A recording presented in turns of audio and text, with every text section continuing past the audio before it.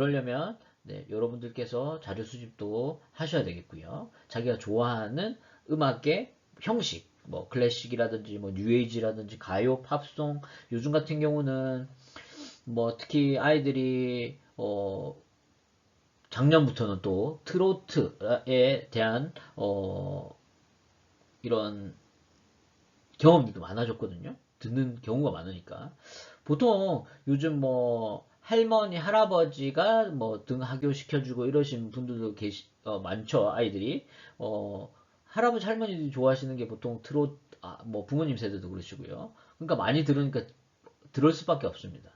저희 아이도 어디서 들었는지, 예, 그 영탁이라는 가수의 한 잔해를 뭐 전체는 다 못 불러도 그 멜로디 부분 알더라고요. 그래서 이런 경험이 참 중요하구나. 그렇다고 트로트가 나쁘다고 이런 것들이 아니고요. 아이들이 경험하는 것들이 실질적으로 교육적으로 이루어지는 게 제일 좋다고 저는 여겨집니다. 클래식을 좋아한다면 클래식이 어떻게 발생이 됐고 그 다음에 이 곡에 대한 뭐 형식이라든지 예, 뭐 부연 설명이 교육적으로 일어나는 게 가장 좋거든요. 그래야 그런 것들이 밑바탕이 돼서 네, 교육적인 부분들이 계속 이어나갈 수 있는 거라고 생각이 듭니다. 네, 그래서 제가 말씀드리고자 하는 것들은 어차피 선생님들 예비 이제 교사들로서 네, 교사들의 경험도 아주 중요하다. 예, 그런 것들을 통해서 자기의 경험들이 실제로 교육적으로 창의적으로 자기 주도적으로 이루어질 수 있도록 하는 밑바탕이 될 수 있다라는 것들이 제가 말씀드리는 부분입니다. 자, 리듬에서는요, 박이라는 개념이 있었습니다. 비트라고 하죠. 리듬 창작을 위한 노래 예시가 있었습니다. 곰 사냥을 떠나자. 앞에 보시면 곰 잡으러 간단다. 예, 특이한 게 뭐죠?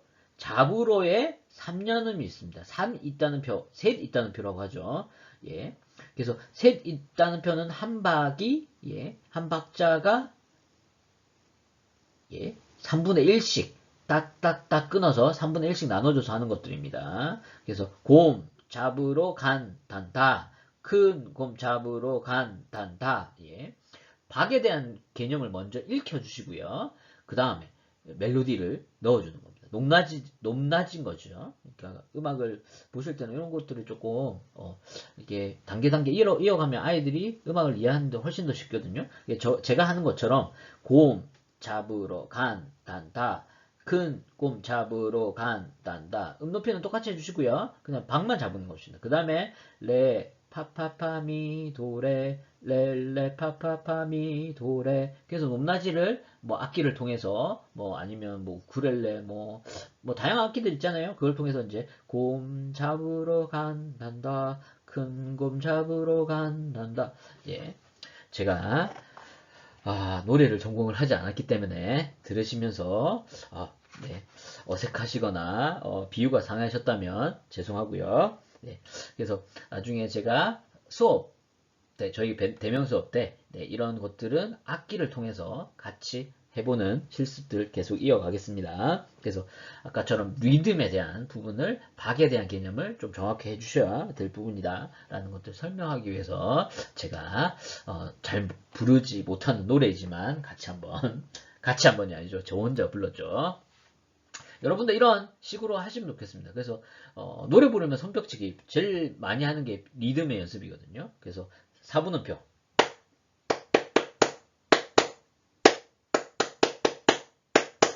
곰 잡으러 간단다. 큰 곰 잡으러 간단다. 예. 예. 멜로디 없이 예. 그냥 가사랑 예. 소벽 치면서 하는 거다. 지휘자의 팔동작이죠. 4분의 4박자 어떻게 되시죠? 하나, 둘, 셋, 넷. 네. 기본 동작 아시죠? 4분의 4박자가 어떻게 되죠? 제가 잠깐 예, 표시를 해보겠습니다. 4분의 4박자고요. 하나, 둘, 셋, 넷 이렇게 원자리로 오게 되죠. 이게 4분의 4박자의 기본 틀이 되겠습니다. 네. 그래서 4분의 3박자 같은 경우는 4분의 3박자 같은 경우는 다른 색깔로 해볼까요? 하나, 둘, 죄송합니다.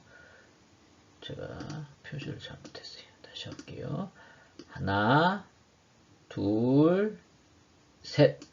이렇게 되겠죠. 삼각형 모양으로 하나, 둘, 셋. 예, 이렇게 삼박자에. 그래서 이게 지휘자의 팔 동작을 통해서 아이들이 전체적으로 같이 해보는 거. 시계 초침 나오죠. 아까 제가 시계가 1초 동안 가는 그 시간. 예, 그래서 뭐 시계를 통해서 같이 시계에 맞춰서 초침에 맞춰서 같이 해보는 거. 그러려면 1초에 한 개씩이죠. 그러면 실질적으로 1초에 한 개씩 리듬을 치게 되면 4분음표가 60이라는 기준점이 생기는 것이죠. 자동차 와이퍼 똑같은 시간에 움직이죠. 자동차 와이퍼는 막 움직이는 게 아니라 갑자기 움직이는 게 아니라 거기에 시간에 맞춰서 아니면 와이퍼의 시간의 동작을 맞춰주면 그 시간에 맞춰서 움직이는 것처럼 유아들이 박의 기초가 되는 음의 길이에 관심 가지고 음으로 박을 표현할 수 있는 기회를 또 주어야 한다는 내용을 가지고 있습니다.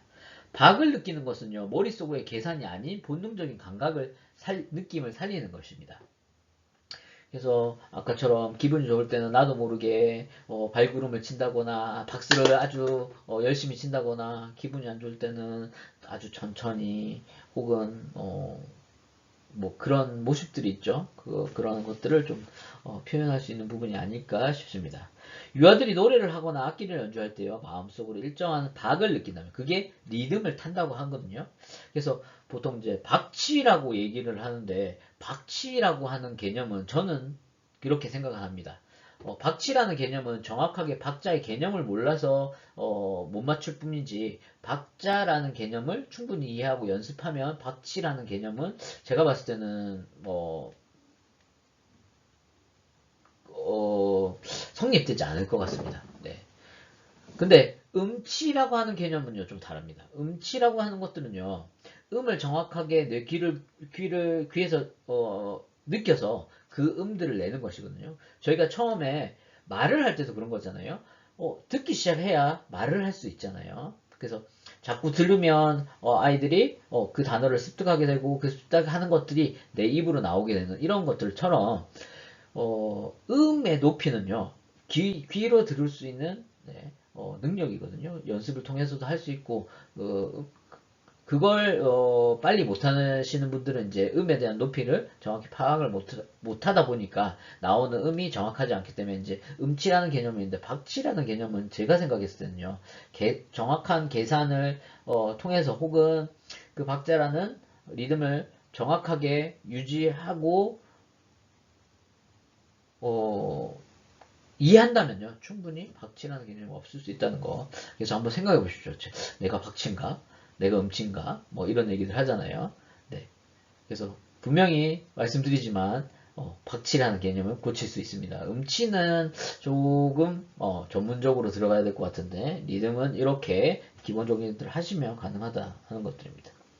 그래서 유아들이 박의 기초가 되는 음의 길이에 관심 가지고 몸으로 박을 표현할 수 있는 기회를 또 주어야 하고요. 박을 느끼는 것은 머릿속으로 계산하는 것이 아니고요. 본능적인 감각의 느낌을 살리는 것이기 때문입니다. 그래서 박을 느낄 수 있는 활동의 예가 저희 교재 26쪽에 나와 있죠.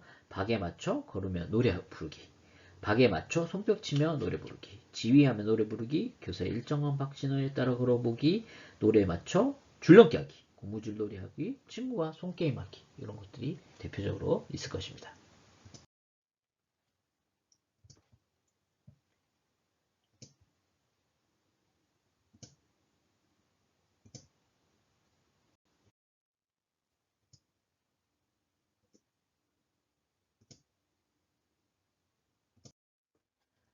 자, 리듬에 대한 것들 중에 두 번째는 박자입니다. 박자라는 개념은 아까 앞에서도 잠깐 설명했다듯이 몇 분에 몇 박, 그 다음에 혹은 몇 박, 4분음표는 한 박, 2분음표는 두 박, 5분음표는 네 박, 이런 것처럼 점 2분음표는 세 박, 이런 것처럼요.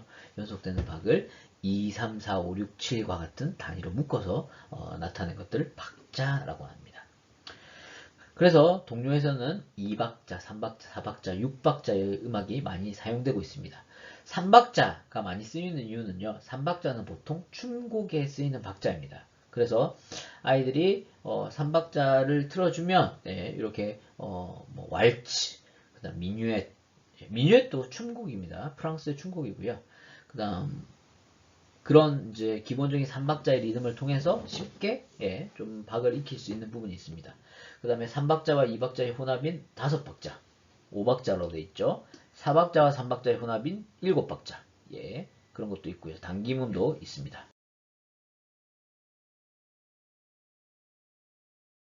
단기음 싱코페이션이라는 부분들 보이시죠? 단기음. 첫 번째 강박음이 쉼표로 강박과 약박이 바뀌는 현상 등을 경험하게 하는 것. 또한 유아들에게 다양한 박자감을 심어줄 수 있는 이런 부분들이 보이시죠?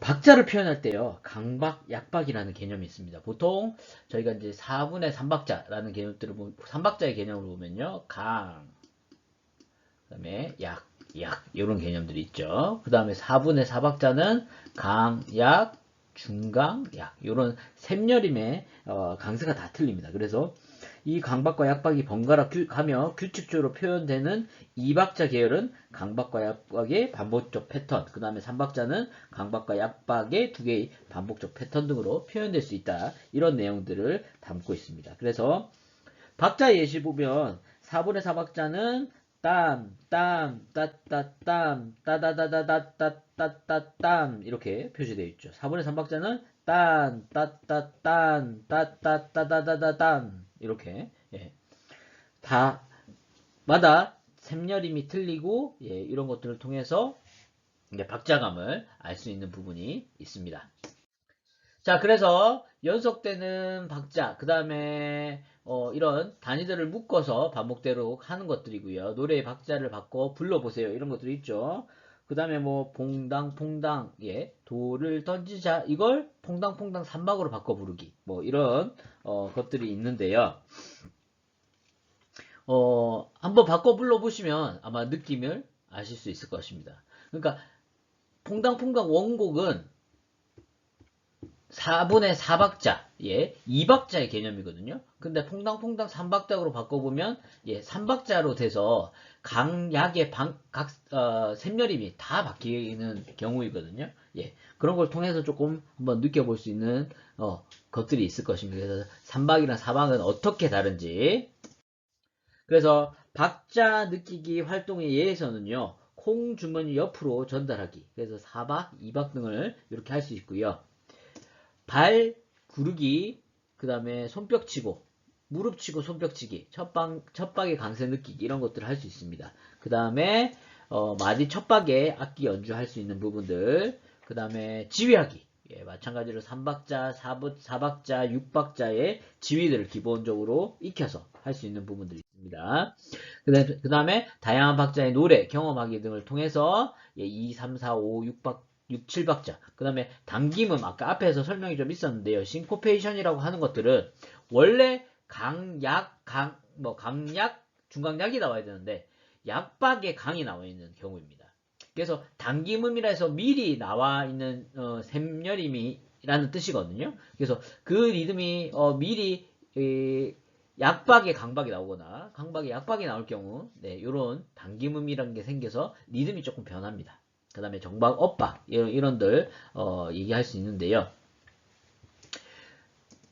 그 다음에 4박자 노래를 3박자로 바꿔 불러보는 것을 통해서 이런 3박자와 4박자의 느낌을 비교하는 이런 것들 할 수 있을 것 같습니다.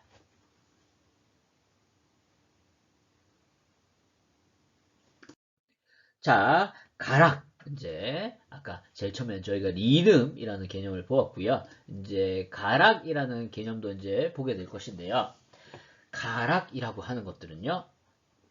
음곡, 가락이라고 하는 제일 중요한 것들이 이제 멜로디, 음이 낮게 해서 높게 혹은 높게 해서 낮게 아니면 일정하게 가는 이런 높고 낮음을 말하고 있습니다. 그래서 피치라고 얘기를 하는데요. 그래서 보통 그런 얘기도 혹시 한번 들어보셨나요? 피치가 떨어져. 예, 이런 얘기를 하거든요. 그러니까 정확하게 그 높이에 대한 음정이 아니라 조금 낮게 예, 불러지면 이게 피치가 낮다 이런 말도 쓰거든요. 그 다음에 방향성이라는 내용도 있죠. 단계적인 단계적으로 스텝 바이 스텝처럼 올라가는 경우가 있고요. 스킵이라고 하죠. 저희가 유아 동작 수업 중에도 스킵이라는 단어들이 있습니다. 그래서 건너뛰는 동작들을 말하거든요. 그것처럼 음악에서 스킵의 느낌은 건너뛰는 음들을 얘기를 하고 있고요. 그 다음에 음력이라 해서 보컬 레인지라고 하죠. 여러분들은 어떤 음력을 가지고 계신가요? 보통 여자분들이 가지고 있는 음력은 예, 소프라노 혹은 메조 소프라노 예, 요런 음력들을 대부분 가지고 계신 거예요. 그 다음에 메조라는 뭐 음력도 있고요. 그 다음에 남성의 영역에서는 테너, 그 다음에 바리톤, 베이스 예, 이런 음력들이 나눠집니다. 베이스는 아주 낮은 음력이고요. 그 다음에 테너는 남자 음력에서는 가장 높은 음력을 가지고 있습니다. 악기도 다 마찬가지입니다. 바이올린 악기에 대한 음력은 여자의 소프라노, 예, 해당이 됩니다. 그 다음, 비올라라는 악기 있죠? 바이올린보다는 조금 큰 악기, 알고 있으시죠? 조금 더 큰 경우입니다. 그거는 이제 중간 영역을 맡기 때문에 보통 메조, 예, 메조 소프라노, 예, 뭐 소프라노 영역까지 맡을 수 있는 영역들이 있고요. 그 다음에 낮은 음역에서는 남자의 음역에서는 보통 첼로라는 악기가 낮은 자리표를 쓰고 있고요. 그 다음에 콘트라베이스, 더블 베이스라고 하는 악기가 아주 저음인 베이스 영역을 맡고 있습니다. 네, 이런 것처럼 음역이라는 게 있고요. 음정이라는 게 있죠. 음정은 아마 여러분들 그 반주에 대한 뭐 코드 반주법에 대한 기악 수업 하시면서 아마 잘 알고 계신 거라고 생각합니다. 온음의 관계는 네, 음과 음 사이에서는 예, 건반으로 그 피아노 건반으로 생각해 보자면 도와 레 사이는 도와 레 사이는 검은 건반 하나에 포함되어 있죠. 그래서 예, 오음이라고 지칭하고요. 미와 파 사이는 검은 건반 없죠. 그 음정을 반음이라고 합니다. 그래서 기본적으로 미파에는 검은 건반이 없기 때문에 미와 파 사이는 반음이라는 개념이 붙어 있는 것이고요. 도와 레 사이는 검은 건반이 포함되어 있기 때문에 도와 도샵 도샵과 레 이렇게 갈 수 있는 음의 길이가 0.5, 0.5 이렇게 해서 1이 갈 수 있고요. 그 다음에 미파 같은 경우는 0.5 반만 갈 수 있는 거라서 오는 반음이라는 개념이 있습니다. 장음정은요. 여러분 장조 아시죠? 장조는 어떤 것이죠? 3, 4, 7, 8 음이 반음이 된 관계는 예, 장조, 장음정 이렇게 얘기를 하고요. 단음정, 단조라고 얘기하는 것은 2, 3, 5, 6의 관계가 반음이 되었을 때 저희가 단조라는 개념을 쓰고 있습니다. 그 다음에 가락 패턴이라고 또 나와 있네요. 자세한 것들은 뭐 계속 나오겠지만 네, 멜로디 패턴이 있습니다. 네, 가락 패턴이 또 어떤 건지 한번 살펴보고요. 조성, 예, 장음계, 단음계, 오음계, 뭐 장조하단조, 네, 토날리티라고 하는데요. 가락에서는 제일 중요한 부분인 것 같습니다. 이 조성이란 걸 잘 알고 계셔야 되고요. 저희가 이렇게 얘기합니다. 다 장조인가요? 다 단조인가요? 장조인가요? 단조인가요? 부터 뭐 구별을 할 거고요. 이 음은 어디서부터 기본 음이 시작이 되어서 다음 음까지 가는 것일까요? 팔도가. 예, 이런 걸 따라서 저희가 이제 조성을 구별할 수가 있습니다. 그래서 장음계인지, 단음계인지, 오음계인지, 장조와 단조 등 그걸 구별할 수 있는 것들이 있고요. 그 다음에 선법이라는 것들이 있는데 참 생소하죠. 예. 도리안, 프리지안, 리디안, 믹소리디안, 에어리안, 그 다음에 로클리안 이렇게 도레미파솔라 이렇게 볼 수 있는 음들입니다. 그래서 이런 선법에 대해서도 한번 알아보고 넘어가도록 하겠습니다.